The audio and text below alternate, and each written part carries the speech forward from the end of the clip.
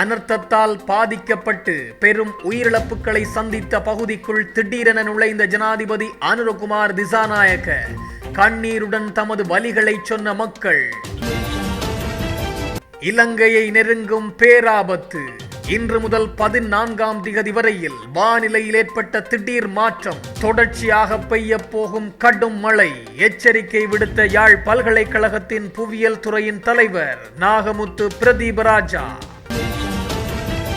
இலங்கையில் டிட்வா புயலின் கோரதாண்டவம், ஏற்பட்ட பேரழிவு, இலங்கையை மீட்டெடுக்க மிக பெரும் பாலங்களுடன் களமிறங்கிய இந்திய விமானம்.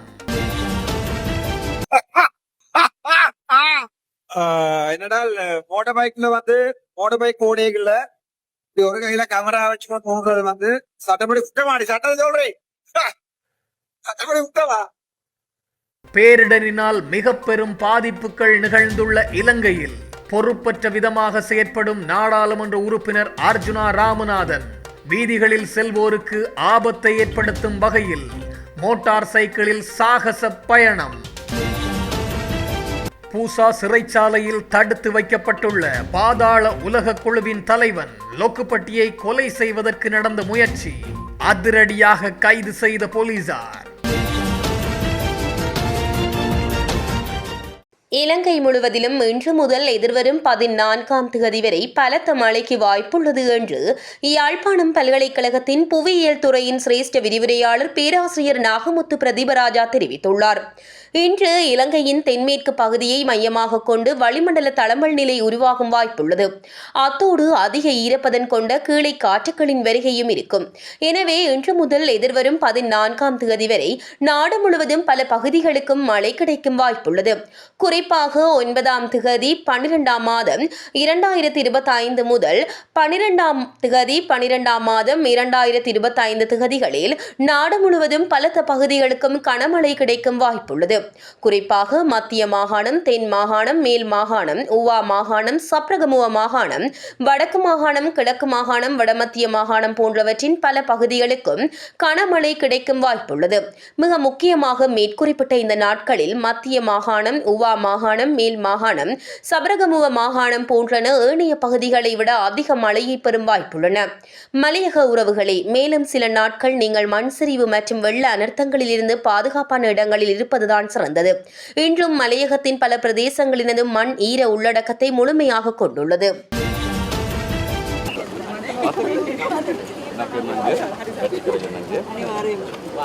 அனர்த்தத்தால் பாதிக்கப்பட்ட மக்கள் தங்கியுள்ள மாத்தளை கூம்பியன்கொட ஸ்ரீ வித்யாசேகர விகாரைக்கு இன்று பிற்பகல் விஜயம் செய்த ஜனாதிபதி அனுரகுமார திசாநாயக்க அங்குள்ளவர்களிடம் நலன் விசாரித்தார். இதன்போது மக்கள் தமது பிரச்சினைகளை ஜனாதிபதியிடம் முன்வைத்ததுடன் தமக்கு வசிப்பதற்காக வேறு இடங்களில் காணிகளை வழங்குமாறும் கோரிக்கை விடுத்தனர்.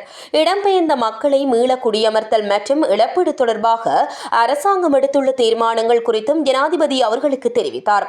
அதன்பின் ஜனாதிபதி அனுரகுமார திசாநாயக்க நேற்று சனிக்கிழமை முற்பகல் அஸ்கிரிய மகாவிகாரைக்கு சென்று அஸ்கிரிய தரப்பின் மகாநாயக்க அதி வணக்கத்திற்குரிய வரகாகுட ஸ்ரீ ஞானரத்ன தேரரை சந்தித்து ஆசி பெற்றார். தற்போதைய அனர்த்த நிலைமை மற்றும் பாதிக்கப்பட்ட மக்களுக்கு நிவாரணம் வழங்க அரசாங்கம் மேற்கொண்டு வரும் முயற்சிகள் குறித்து ஜனாதிபதி அஸ்கிரிய மகாநாயக்க தேரரிடம் விளக்கியதுடன் உரையாடலிலும் ஈடுபட்டார். என்னடால் மோட்டர் பைக்ல மோட்டர் பைக் ஓடைகள்ல ஒரு கையில கேமரா வச்சு போகிறது சட்டப்படி குற்றமாடி சட்டம் சொல்றேன் சட்டப்படி குற்றவா. நாடாளுமன்ற உறுப்பினர் ராமநாதன் அர்ச்சுனா மோட்டார் சைக்கிள் செலுத்தும் போது அதனை காணொலியாக பதிவு செய்கின்ற காணொலி அவரது சமூக ஊடகங்களிலும் ஏனைய சமூக ஊடகங்களிலும் வெளியாகியுள்ளது. யாழ்ப்பாணத்தில் உள்ள ஒரு பிரதான வீதியில் பயணிக்கும் போது அவர் இவ்வாறு ஆபத்தான முறையில் தானே காணொலி பதிவு செய்வதை அவதானிக்க முடிகின்றது. இது வீதியில் செல்கின்ற ஏனையவர்களுக்கும் அச்சத்தை ஏற்படுத்துகின்ற ஒரு செயற்பாடாகவே அமைகின்றதாக சுட்டிக்காட்டப்பட்டுள்ளது. சாதாரண ஒரு நபர் வாகனத்தை செலுத்தும் போது கைத்தொலைபேசியில் உரையாடுவதோ செய்வதோ கைத்தொலைபேசியை பாவனை செய்வதோ தண்டனைக்குரிய குற்றம் என்பதுடன் அது ஆபத்தான சாத்தியமாகவே கருதப்படும். இது இவ்வாறு இருக்கையில் மக்களுக்கு முன்னுதாரணமாக செயற்பட வேண்டிய மக்கள் பிரதிநிதி ஒருவர் இவ்வாறு ஆபத்தான முறையில் வீதியில் மோட்டார் சைக்கிளை செலுத்துவது விமர்சிக்கப்பட்டு வருகின்றது. இந்த நிலையில் இது குறித்து பிரதமர் ஹரிணி அமரசூரிய, போக்குவரத்து அமைச்சர் பிமல் ரத்நாயக்க மற்றும் யாழ்ப்பாணம் மாவட்ட சிரேஷ்ட காவல்துறை அத்தியட்சகர் ஆகியோரது கவனத்துக்கு கொண்டு செல்லப்பட்டுள்ளமை குறிப்பிடத்தக்கது.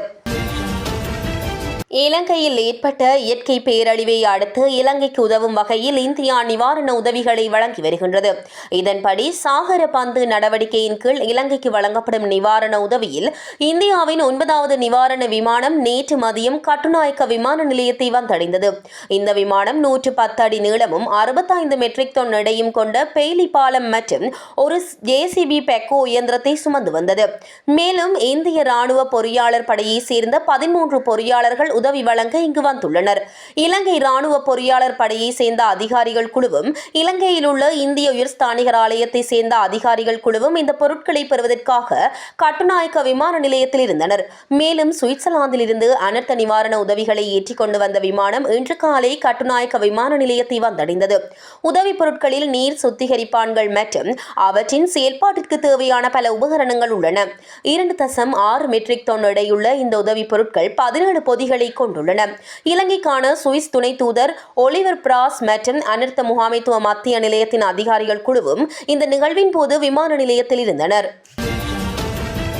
தெஹிவளையில் துப்பாக்கி சூட்டிற்கு இலக்காகி ஒருவர் உயிரிழந்துள்ளார். குறித்த சம்பவம் நேற்றிரவு 8 மணி அளவில் இடம்பெற்றுள்ளது. தெஹிவளை A குவார்ட்டர்ஸ் விளையாட்டரங்கிற்கு அருகில் மேற்படி சம்பவம் இடம்பெற்றுள்ளது. இது சம்பவம் தொடர்பில் மேலும் தெரிய வருகையில் மோட்டார் சைக்கிளில் பிரவேசித்த இருவர் துப்பாக்கி சூட்டை நடத்திவிட்டு தப்பி சென்றுள்ளதாக காவல்துறை ஊடகப் பிரிவு தெரிவித்துள்ளது. சம்பவத்தில் காயமடைந்தவர் களுப்போவில போதனா வைத்தியசாலையில் அனுமதிக்கப்பட்ட நிலையில் சிகிச்சை பலனின்றி உயிரிழந்ததாக தெரிவிக்கப்படுகின்றது. உயிரிழந்தவர் தெஹிவளை பகுதியை சேர்ந்த 34 வயதுடையவர் என தெரிய வந்துள்ளது. 2 பாதாள குழுக்களுக்கு இடையே காணப்பட்ட முரண்பாடு காரணமாக இந்த துப்பாக்கி சூடு நடத்தப்பட்டிருக்கலாம் என காவல்துறையினர் சந்தேகிக்கின்றனர். சம்பவம் தொடர்பில் தெஹிவளை காவல்துறையினர் விசாரணைகளை முன்னெடுத்து வருகின்றமை குறிப்பிடத்தக்கது. பூச அதியுயர் பாதுகாப்பு சிறைச்சாலையில் தடுத்து வைக்கப்பட்டுள்ள ஒழுங்கமைக்கப்பட்ட குற்றக்குழு உறுப்பினரான லொக்குபெட்டி என்பவரை கொலை செய்வதற்காக மறைத்து வைக்கப்பட்டிருந்ததாக கூறப்படும் பிஸ்டோல் வகையிலான துப்பாக்கியொன்று மற்றும் T56 வகையிலான 10 தோட்டாக்கள் கண்டுபிடிக்கப்பட்டதாக குற்றப்புலனாய்வு பிரிவினர் தெரிவித்தனர். அகங்கல்ல காவல் பிரிவின் வெளித்தர கவல பகுதியில் உள்ள வனப்பகுதியில் மறைத்து வைக்கப்பட்டிருந்த துப்பாக்கி மற்றும் வெடிமருந்துகள் இவ்வாறு கண்டுபிடிக்கப்பட்டன. இது தொடர்பில் காவல்துறையினருக்கு கிடைத்த ரகசிய தகவலின் அடிப்படையில் இவ்வாறு சோதனை நடவடிக்கைகள் மேற்கொள்ளப்பட்டுள்ளன.